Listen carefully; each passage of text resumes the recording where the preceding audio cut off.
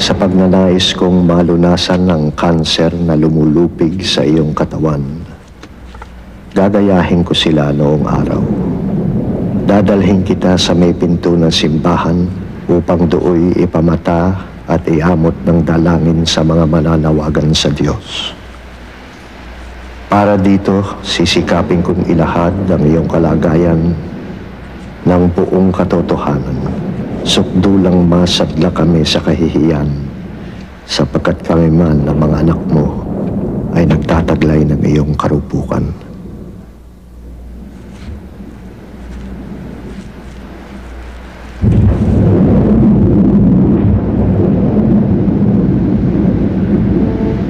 O Dios eterno y poderoso, Padre, Hijo y Espíritu Santo, tanggapin ninyo ang pasasalamat ng makasalanan ninyong alagad para sa inyong walang hanggang awa at para sa tapang na ibinigay ninyo upang pangalagaan ang mga kaluluwa ng inosente ninyong mga anak laban sa kasuklam-suklam na infeksyon ng erehiya. Naway bigyan niyo siya ng lakas ng loob para pagsisihan ng kanyang pakikipagkaibigan sa isang lalaking tumangging kilalanin kayo hanggang namatay. Tahanan ninyo ako, Panginoon, at ipagsanggalang laban sa demonyo na ang tanging hangad ay sansalain ang pagpupunyagi ko na maging patnubay ng mga inosenteng kaluluwa upang huwag silang mahulog sa patibong niya. Ang tanging hangad ko, Panginoon, ay paglingkuran kayo.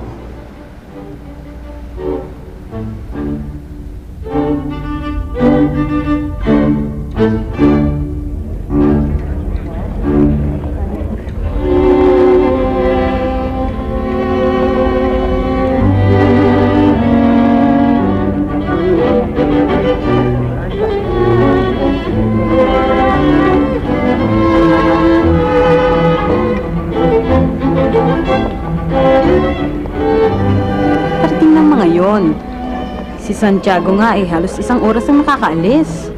Maaga pa naman. Pwede pa tayong makikipagkamustahan sa ating mga kaibigan na matagal na natin hindi nakikita. Huwag niyo na akong bigyan ng anong pamang teorya o sentimiento. Kilala ko ang mga Indyong yan. Tinuruan natin sila na magpalakad ng gobyerno at makipagkalakalan sa buong mundo. Pero ano ang idinulot ng lahat ng ito? Nada. Wala. Kung hindi eskandalo at kaguluhan. ¿Y cuánto tiempo hace que ha llegado usted? Padre Damos, siguro naman kahit na papaano nabigyan ng Espanya ng oportunidad ng mga tao. Hindi ba't libo-libo na sa kanila nakapaglakbay? Abay, may ulat mula sa Europa na ang unlad ng kanilang kabuhayan. Kabuhayan? Asenso? Yan ang mga ideya ng demonyo. O baka naman hihiling ka na ng malawakang pagbabago? O dili kaya'y revolusyon? Pagbabago, precisamente. Para maiwasan ang revolusyon. Ang pagbabago ang nagbibigay daan sa revolusyon. El país se pierde y ya está perdido. Buong buhay ko pa naman ay inilaan ko para lamang makapagserbisyo. Hombre, que pájaro más raro, eh? Wala akong hangad, tinitiyak ko sa inyo. Huwag na kayong mag-aksaya ng inyong hininga, Senyor Laruja. Hindi nyo naiintindihan para sa mga tao na ang tanging hangad ay makapagsilbi sa Diyos. Lahat ng progreso at ang lahat ng kalayaan, yan ay hadlang para masalba ng kaluluwa. Tama ang iyong sinabi. Bagamat patuya ka kung magsalita. Yun ang sabi ko sa iyo.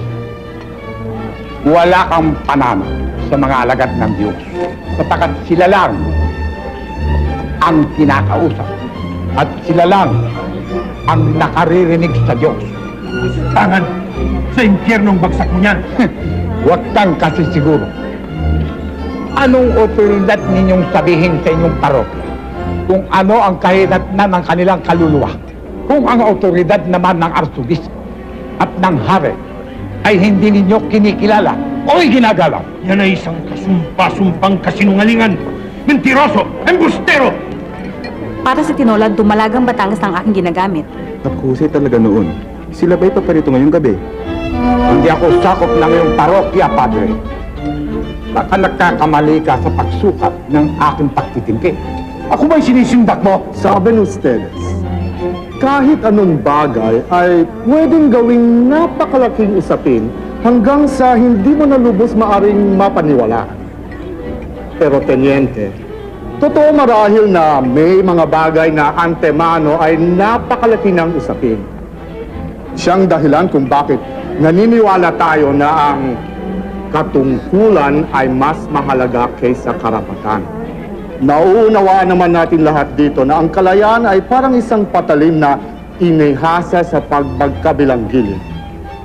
Ikaw bukod tangi sa lahat ng tao ay dapat makatalos na isang salarin na nakapagyayaop dito ay may taglay na peligro.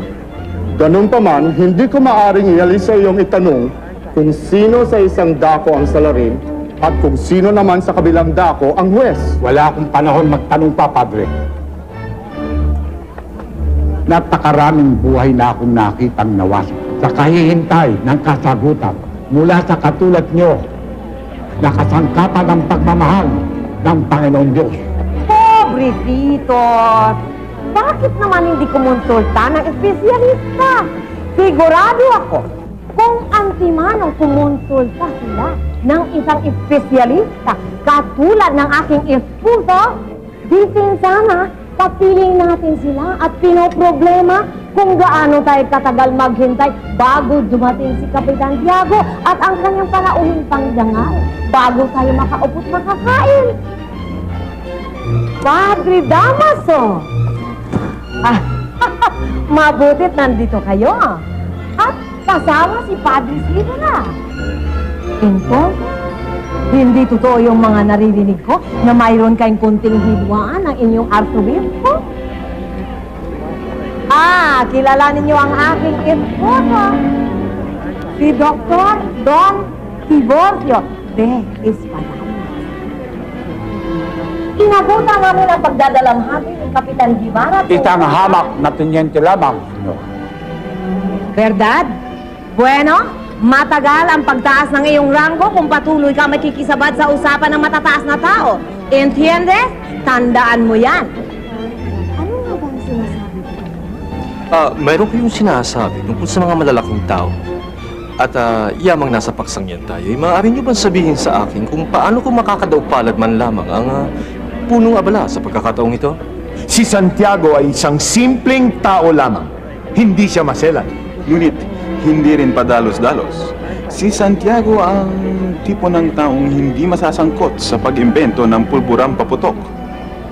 Bakit siya mag-imbento ng paputok? Yan ang naimbento ng inchik. Daang taon na ngayon. Naloloko na ba kayo? Hindi ang mga inchik ang nag-imbento ng polbora kung hindi isang frailing Franciscano na katulad ko. ¿Cómo se llama el esto?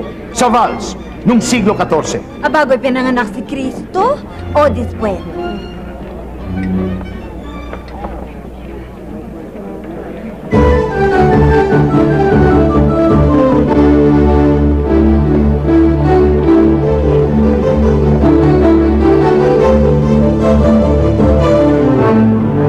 Tunay na ito na nga si Crisostomo, anak ni Don Rafael Ibarra.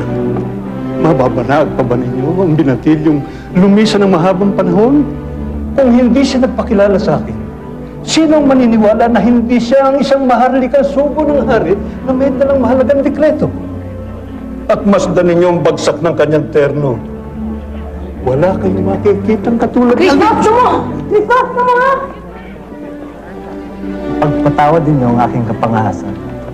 Hindi ko mapigilan ang simpuyo ng aking tuwa na pagkatapos mawala ng 7 taon, ang babalikan ko palang kariktan ay lalong pinatingkad ng panahon.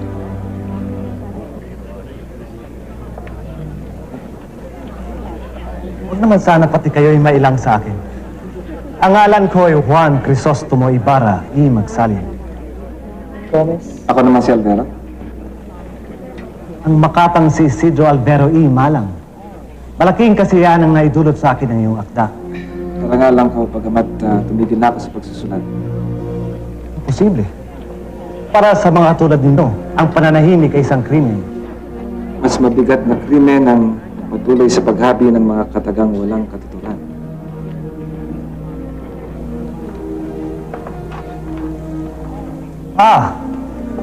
Ang kura ng aking bayan at matalik na kaibigan ng aking ama.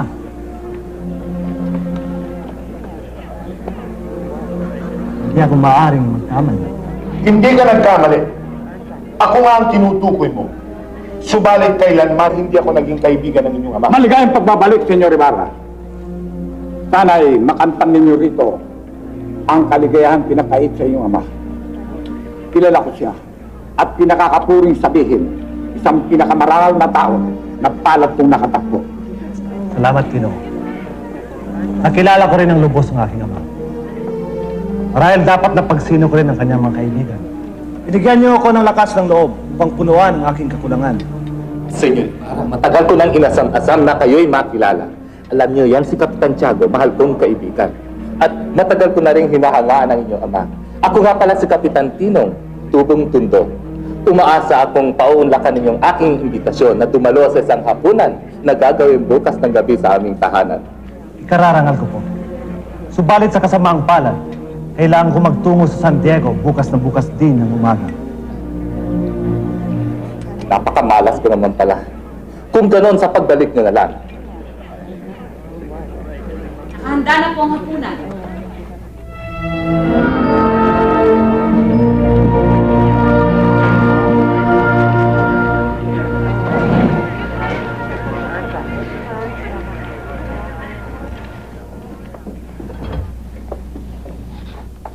Padre Damaso, kayo ang nararapat maupo rito. Ikaw na. Subalit, bilang malaon na kaibigan ng pamilya at kumpiso ng yumaong may bahay, bilang nakatatanda... Una-una, hindi ako ang nakatatanda rito. Ikalawa, ikaw ang kura ng distritong ito, kaya nararapat lang... Kung iyon ang iyong utos, sino ako para hindi sumunod? Wala akong iniutos!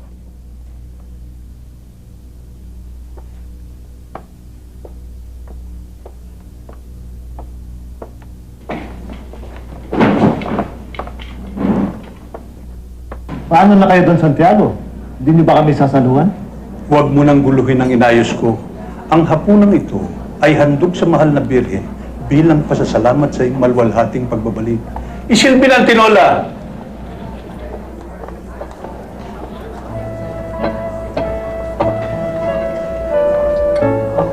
Marahil, nakalimutan mo na kung ano ang lasa ng tunay na tinola. In nomine Patris et Filii Spiritus Sancti. Amen. Benedict Domine nos et hec tua dona quae tua lagitate sumus sumpturi per Christum Dominum nostrum. Amen. In nomine Patris et Filii et Spiritus et Sancti. Amen.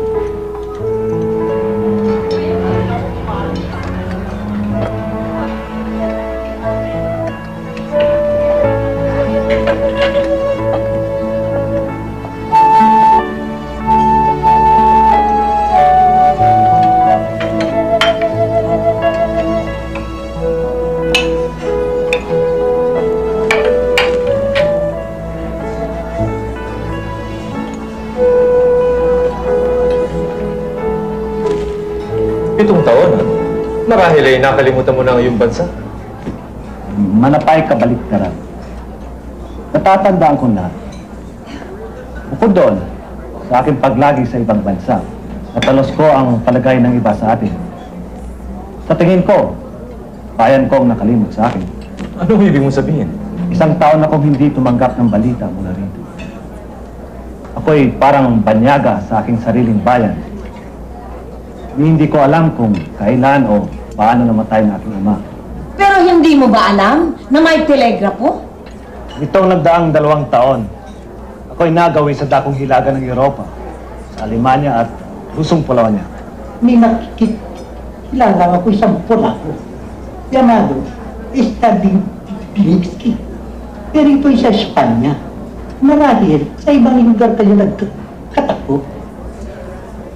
Posible. Marahil hindi ko lang siya matandaan. Pero hindi mo siya mapagkabalaan. Ang sama niya magkastila.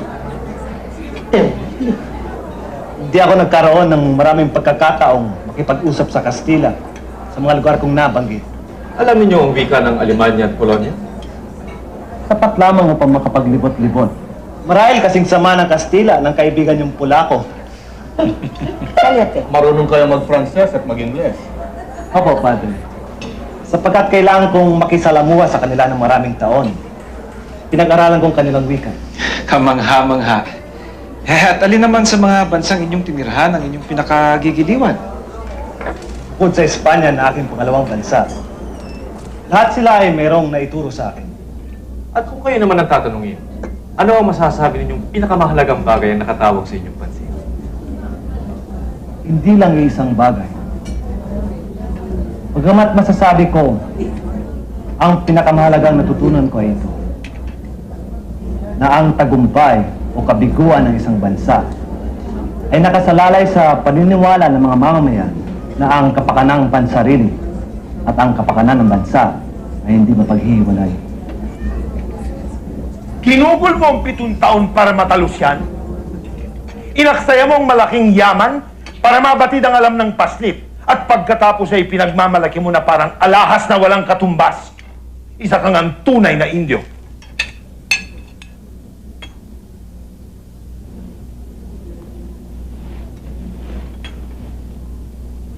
Hindi po kayo dapat magitla sa trato sa akin ng ating ginagalang na padre.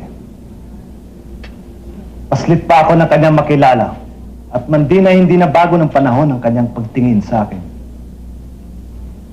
Bagay na dapat kong pasalamatan dahil pinatitingkad nito ang aking mga alaala. Nung dinadalaw pa niya kami at dumudulog sa dulang ng aking ama. Kung inyong pahihintulutan, nais ko maunang lumisan upang makapaganda para sa aking pag-alis ng maagang-maaga bukas.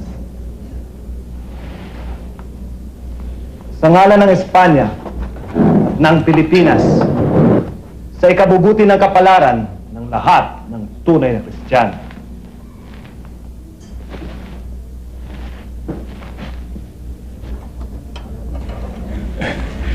Maghintay ka.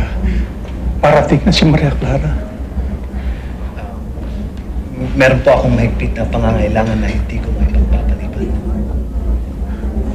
Pero babalik ako bukas ng umaga bago tumulak.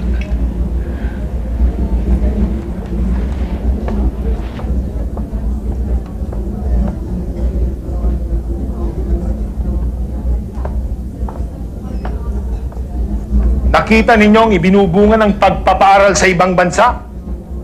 Bumabalik silang impertinente. Kahit na ang Santo Papa, mahihirapang matuwid ang mga yan. Lalo na ang tinyenteng yun. No tiene modo.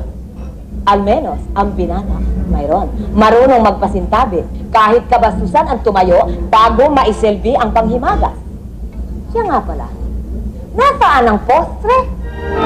Senyor Ibarra! Senyor Ibarra! Isinasamo ko sa inyo, alang-alang sa yumao niyong ama. Mag-ingat kayo. Kaibigan niyo siya. Sabihin niyo sa akin kung paano siya namatay. Hindi ninyo alam? Sino magsasabi sa akin? Si Don Santiago lang pwede kong matanong. Pero ipinagpapabukas pa. Pagamat sasabihin niya raw lahat sa akin.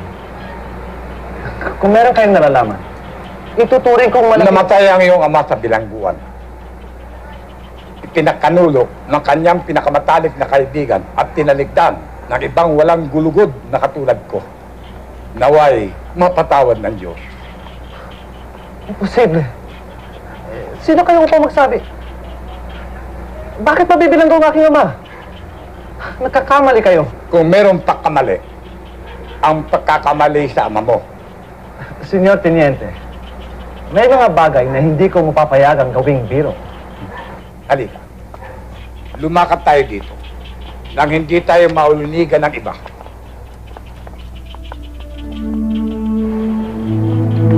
Sapagkat ama mo ang pinakamayaman sa buong probinsya. Hinangaan siya. Inainggitan ng ilan at kinamuhian ng marami niyang kababayan. Ang kawang gawa ng iyong ama sa mga Indio ay nagdulot sa kanya ng maraming kaaway, lalo na sa mga pastol ng ating kaluluwa. Bakit? Alam kong marami siyang kaibigan sa simbahan at wala siyang mintin sa pagbibigay ng donasyon sa maraming parokya at kumbento. Magtutustos niya sa mga pangangailangan ng mga dukha upang sila'y makapagsarili. Marami siyang nayapakan, makapangyarihan sa lipunan.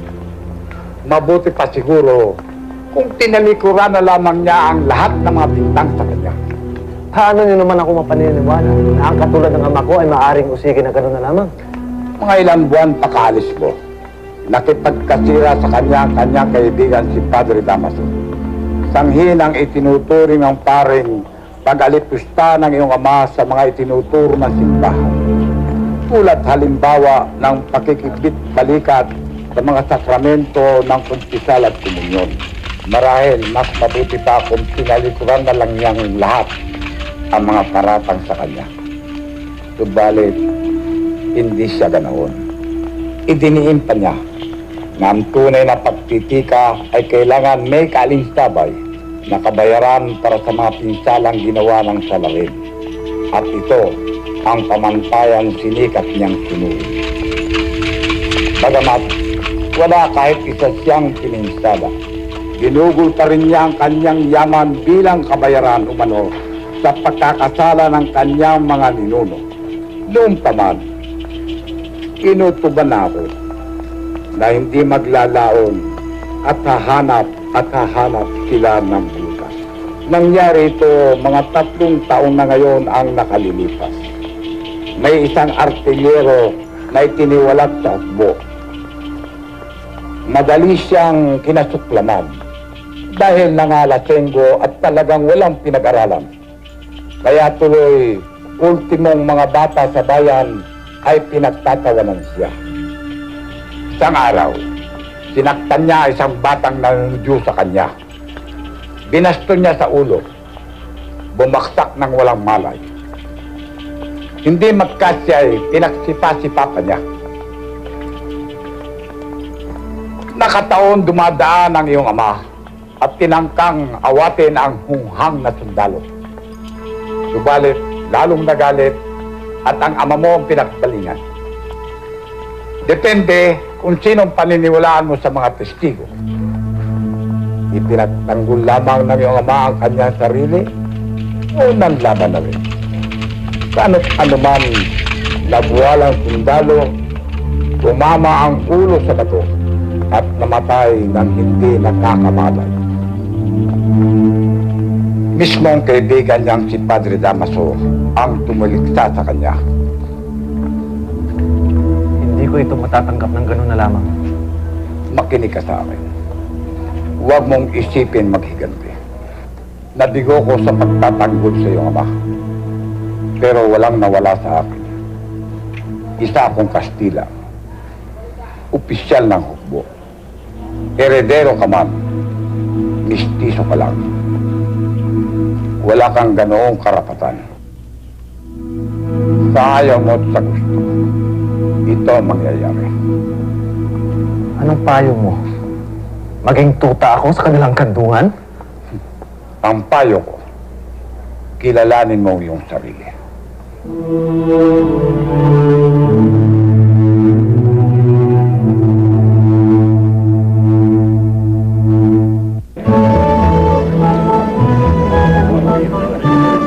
Mayroon ba bang hihigit sa kanya sa hinhin, ganda at uri?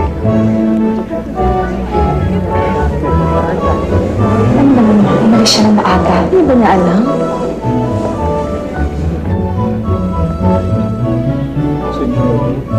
Ang aking tatsong reklamo. Ang aking muntingan, sir.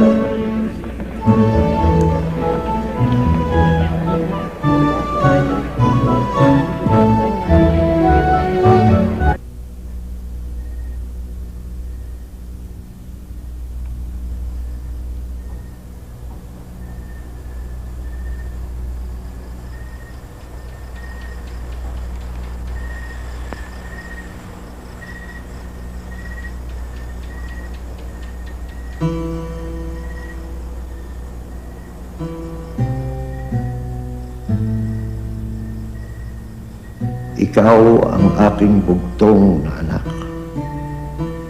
Sa aking paglisan, ikaw ang magdadala sa tangal ng ating pangalan. Sa anumang gawin mo, mataragdagan o mababawasan ng dangal na iyon. Bugtong kong anak, bugtong kong anak. Dangal ng ating pangalan. Dangal.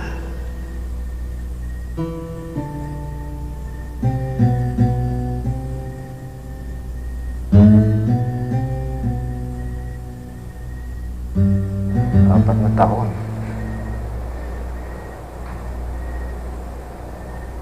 Paano nalingid ang lahat sa aking kalaman?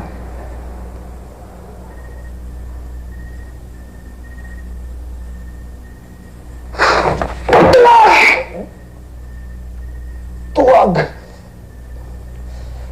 Ayaw mong malaman. Hinayaan mo siya mamatay dahil ayaw mong malaman! Tuwag!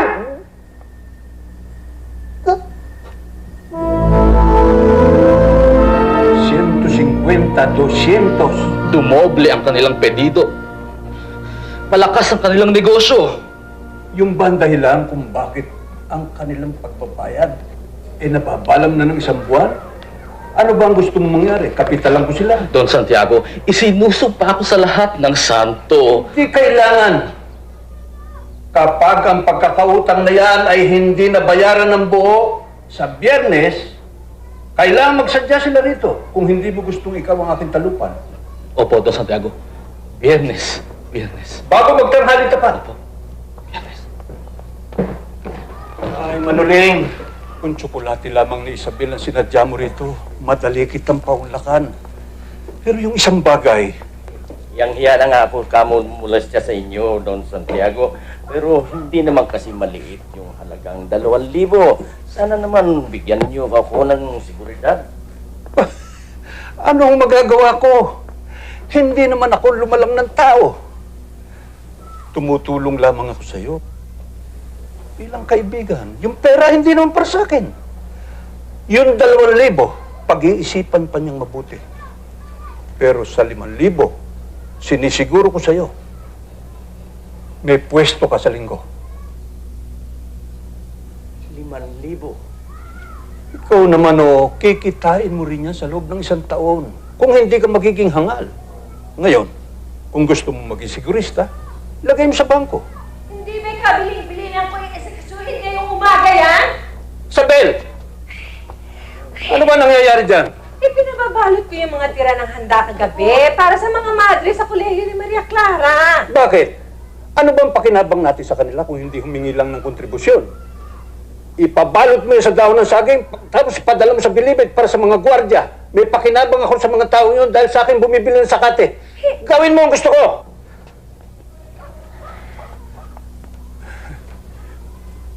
Pag-isipan mo munang mabuti. Huwag ka magmadali. Hindi ako naglalagak ng pera sa bangko. Basta wala akong tiwala sa kanila.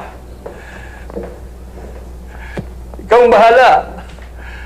Alam mo kung ano magaling. Gago.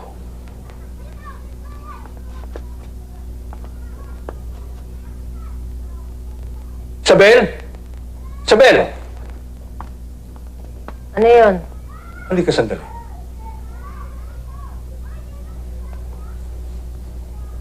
Pupunta ba kayo ni Clarita sa simbahan? Halos nakabihis na siya. Mabuti.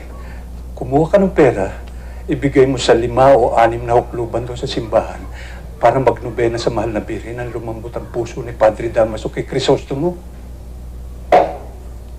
Hindi ba niyo pinag-uusapan kung kailan ang kasal? Gawin mo ng 1 dosena nobena. At sobra-sobra ng 20 centimos sa bawat isa.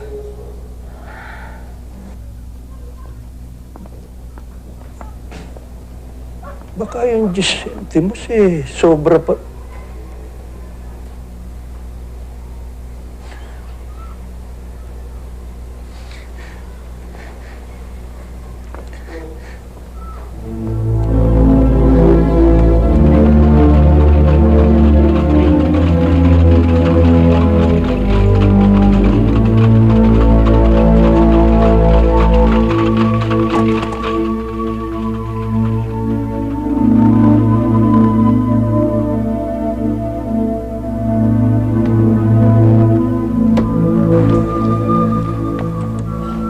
Meron kang panauhin.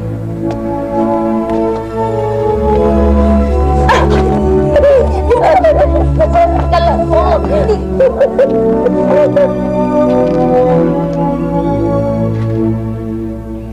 Baka namang nakakagulo kami. Alam kong abalang-abala ka ngayong mga araw na ito. Pero dumalo ako. Hindi pa sinabi sa'yo na yung ama? Oo, ipinaliwanag niya sa akin na narito ka kagabi. Lamang ay mayroon kang hindi may pagpaliban, kaya umalis ka. At hindi na ako nahintay. Hindi mo ba alam? Bakit mo ginagawa ito? Hindi ko nga alam kung dapat kitang kausapin. Si Iday, lubhang nagdamdam. Maghapon niya yung pinaghandang yung paboritong matamis, ni hindi mo man lang nakuhang tumikim sapagkat nagmamadali ka. Meron sana akong itatanong.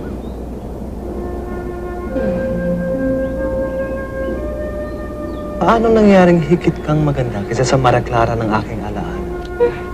Hindi yun ang pinag-uusapan natin. Baka namang umaasa ka na ako'y magpapasalamat na kahit papaano'y naalaala mo ko. Hindi kita kinailangan gunitain kahit minsan. Sapagkat hindi ka na naaglis saglit man sa aking alaala. Bahagi ka ng lahat ng aking gawin o gustong gawin. Laman ka ng aking panaginip. Halos gabi-gabi. Halos? At sinong naman sa ibang gabi? Akala mo talaga kaya mo ko nilalin sa lahat ng oras? Hindi. Ano? Alam mong hindi totoo yan. Kahit minsan, hindi kita nililang sa sungka. Ay na ayaw ko pa naman mananalo, di ba? Pagkat alam kong papaluin mo ako ng patpat sa kamay bilang parusa. Sapagkat hindi mo alaman ang laro. At lalo lang sapagkat ikaw ay nandadaya. Ay na ayaw ko talaga matatalo, di ba? Pero may mga pagkakataon, pinaparusahan mo ko kahit walang daya aking panalo. Minsan lang. Kasi ako nang natatalo. Tsaka tandang-tanda ko, binawi ko naman. Kayamot ka siguro sa akin, ano? Paiyak-iyak pa na parang ulila. Namitas ka ng dahon ng mabunong yerba at ibinigay mo sa akin. Nangako akong iingatan ko habang buhay. Nasaan mo ngayon? Di bali na. Baka muli mo ako paratangan ng panlilinlang. Ipakita mo sa akin.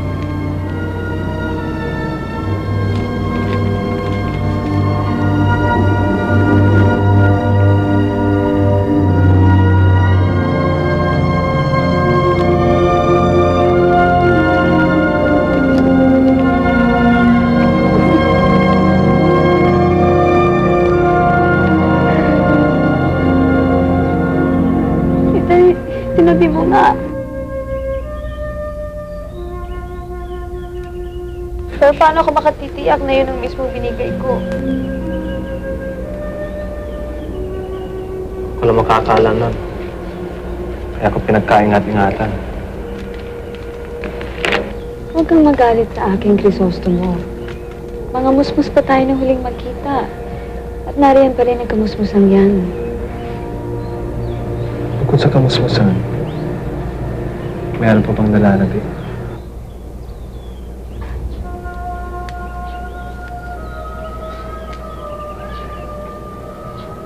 Sinabi ng aking ama na ako'y dapat lumayo.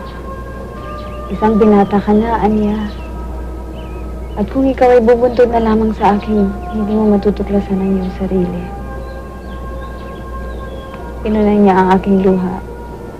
At sa kahihiyan, ipinagtapat ko ang aking pagmamahal sa iyo.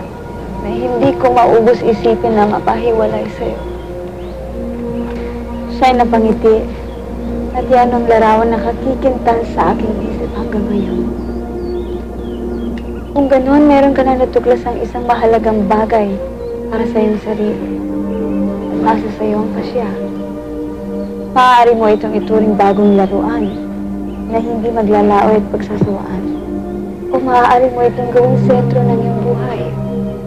Aalagaan at pagtatanggol sa abot ng iyong makakaya. Yay bagay na katangi-tangi ang kinir. Subalit paano mo masisimulan kung hindi ka karapat-dapat? Ano ang dapat kong gawin? Tanong ko sa kanya. Upang maging karapat-dapat. At ang tugon niya ay, kasalalay hindi sa iyong gagawin, kundi sa pagiging makatao mo. Gusto Gusto mo bang makita? Baka mayroon pa ako nakaligtaan. Gusto mo?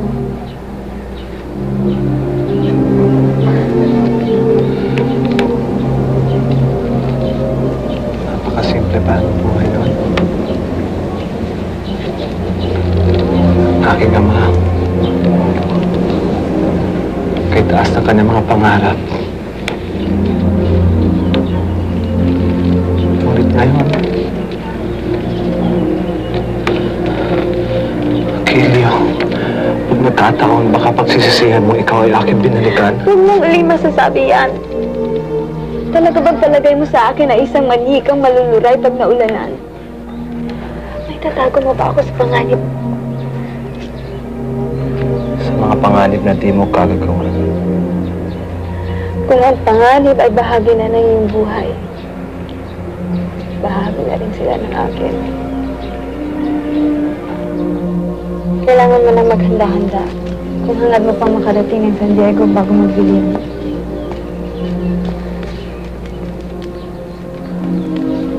Ialay mo ito sa puntod ng iyong mga magulang.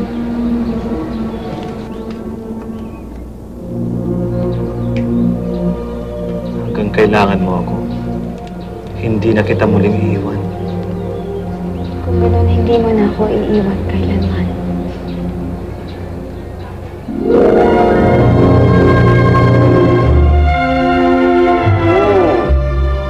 Tingnan ba ito mga narangitas?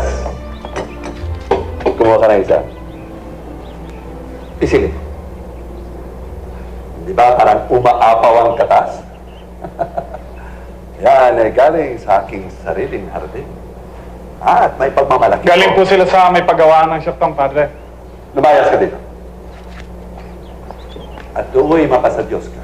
Saan man sila naggaling, magagandang kanilang mga itsura. Kung ang inyulat mo'y totoo, nakababahala. Reverensya, wala akong panahon maghabi ng kwento tungkol sa aking mga kapatid sa simbahan. Pero si Padre Damaso ay isang Franciscano. Ito'y hindi nauunawaan ng lahat. Ano kaya nangyari kay Padre Damaso? Nakalimutan na ba niya na siya isang pari? Hindi ba niya nalalaman na sa kanyang mga inaasal, tayong lahat ay nadadamay at pinalalakas lang niyang ating mga kalaban? Lumalabas na sa katagalan niya sa bansang ito ay nahawaan na siya ng kahinaan at bisyo ng mga Indyo. Totoo. Wala na siyang maitataas pang ranggo, subalit pari na siya ng ilang sa atin ay pawang uhugin at marami siyang kaibigan sa matataas na pwesto. Bukod dyan, si Padre Damaso ay sisidlan ng kung ano-ano mang sekreto ng ating orden. Na kung may makababahin, mawawasak ang ating reputasyon. Kaya, wala tayong magagawa sa pabayang matandang. Di naman tayo makapangahas na gumawa ng maaring makabahid sa ating orden. Hindi maaring disiplinahin ng mga Franciscano ang isa sa kanilang miyembro na hindi malalagay sa balag ng alanganin ang buong organisasyon. Kung hindi ang buong organisasyon, marahil marami-rami ring miyembro. Mapanganib isipin na dahil lamang inialay natin ang ating buhay sa Diyos, nabahagi na din tayo ng kanyang karapatan.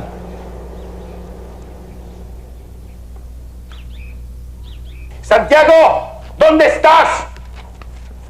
Kung sa palagay nila ay palalampasin ko ang kanilang kabastusan ay nagkakamali sila, huwag ka nang magmahang-mahangan pa. Pare-pareho lang kayong lahat. Purong ngiti, pareho ko. Pero pag natalikod ako, wala nang ginawa kundi mani-manila ng pagkatao. Hindi po totoo yan, Padre. Hindi po makatarungan ng tinura. Tinatawag mo ba akong sinungaling, Santiago? Hindi po. Ibig ko lamang pong ipatalo sa inyo na tunay po ako nalulugot kapag nahahagkan ko inyong kamay. At alam po ninyo, napakalaking karangalan. Tamaan ako ng kidlat ngayon sa mga sandaling ito. Kung kahit na minsan, Padre, nakapagsalita ako ng laban sa inyo. Mababali kita sa isang lagitik lamang ng aking daliri. Wala pong alinlangan. Subalit, bakit naman ninyo gagawin yun? Bakit naman ninyo sasaktan ng isang tapat na kaibigan? Utusan. Yan ang sadya ko rito. Kaligayahan ko pong itinuturing na kayo'y kausapin at sundin, siyempre.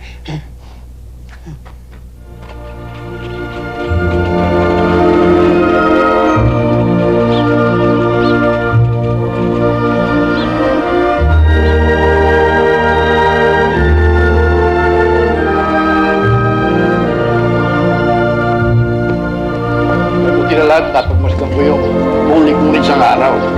Ba, sa pustahan mamimili ko kang ibaba ang logo? Huwag kang kasi siguro.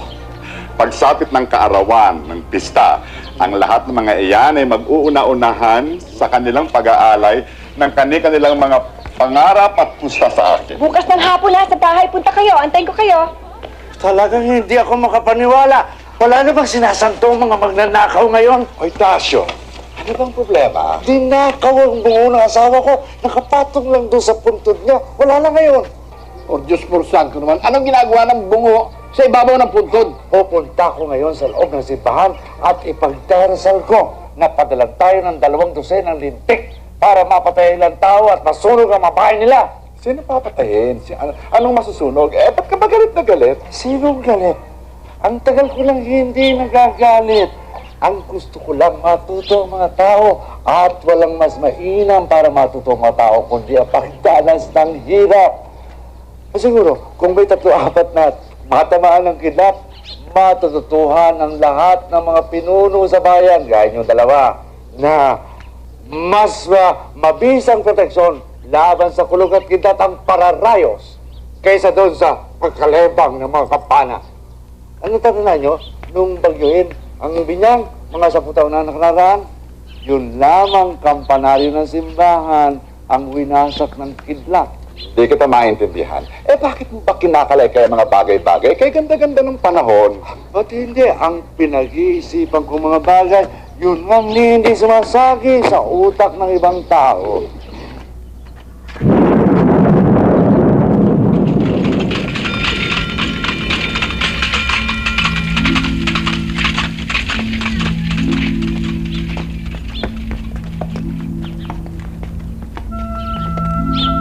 Yun ang lumang karwahe ni Son Rafael Ibarra.